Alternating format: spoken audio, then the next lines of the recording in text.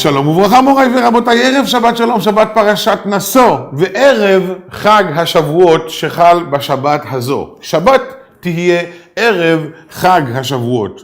מה קרה במעמד הר סיני? הקדוש ברוך הוא יורד להר ורואה שעם ישראל לא התעורר משנתו.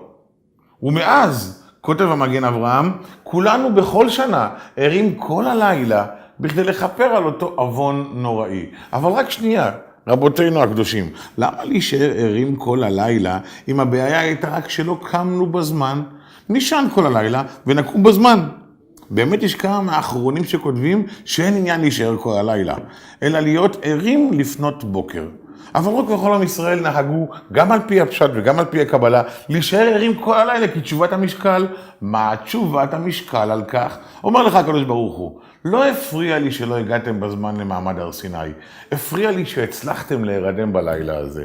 תתקעד דורות לפני בריאת העולם, יצרתי את התורה.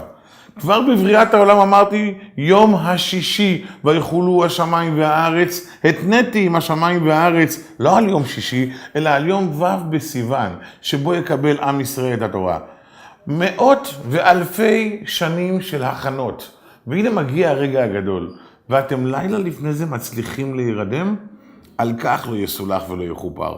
בכל שנה אני רוצה לראות אתכם שוב ושוב, ערים במהלך כל הלילה ומראים להתלהבות. כי התלהבות והתרגשות הם אלו שעושים את ההבדל בין תורה מתוקה לתורה חס ושלום אחרת. בין בית מתוק לבית חס ושלום אחרת. בין ילדים מתוקים לילדים חס ושלום אחרת. כי אבא שמגיע ומתלהב ומתרגש בכל מפגש עם הילדים שלו, נושא אותם על כפיים, מחבק ומנשק ומראה להם עד כמה הוא מאושר בכך שהוא זוכה למפגש הגדול איתם. ועד כמה הוא מודה לקדוש ברוך הוא שזיכה אותו בילדים מדהימים שכאלה, יזכה לראות מהם הרבה יותר נחת מאבא אחר שיעשה את אותם דברים בלי התלהבות ובלי התרגשות. ברכת שבת שלום וברך וחג מתן תורה שמח מאושר וממלא ומספק כל אחד מאיתנו, וברוכים תהיו.